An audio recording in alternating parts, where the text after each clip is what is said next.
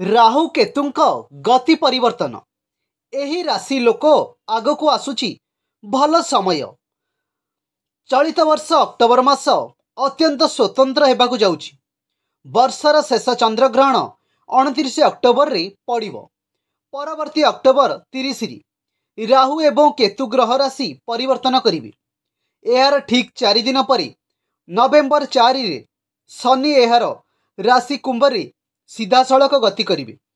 एही उपाय रे एक सप्ताह रु कम समय मध्य शनि राहु एवं केतु भली कठोर ग्रह मानकर स्थिति रे परिवर्तन एवं चंद्रग्रहणर घटना समस्त राशिर थिबा लोकंक जीवन रे एक बड़ प्रभाव पकाइबो।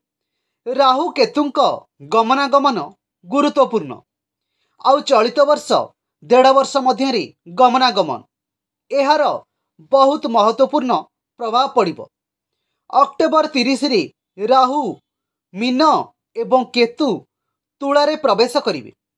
अक्टोबर शेषरे एवं नवेम्बर आरंभ रे घटुथिबा एही समस्त परिवर्तन तीनोटी राशिर लोकंक जीवन रे परिवर्तन आनिबो। सेमानकर घर धन रे परिपूर्ण हेबो। एही राशिर लोकंक पई भल दिन आरंभ हेबो। एही समस्त गुरुत्वपूर्ण ग्रह परिवर्तन कर्कट राशिर लोकंक पई अत्यंत शुभ बोली प्रमाणित हेबो। एही लोकमानकर जेकोसी इच्छा पूर्ण होई परिबो। विचाराधीन कार्य समाप्त हेबो। सह भागितारे कार्य करुथिबा व्यक्ति माने बहुत लाभवान हेबे। तुमर योजना सफल हेबो। क्यारियर रे भल सुजोग मिलिबो। तुमर आय वृद्धि पाइबो। चंद्रग्रहण एवं तीनोटी गुरुत्वपूर्ण ग्रहर परिवर्तन तुला राशिर लोकंक भाग्य को 3 गुणा उज्ज्वला करिबो। तुमर जीवन सुख एवं धन रे परिपूर्ण हेबो।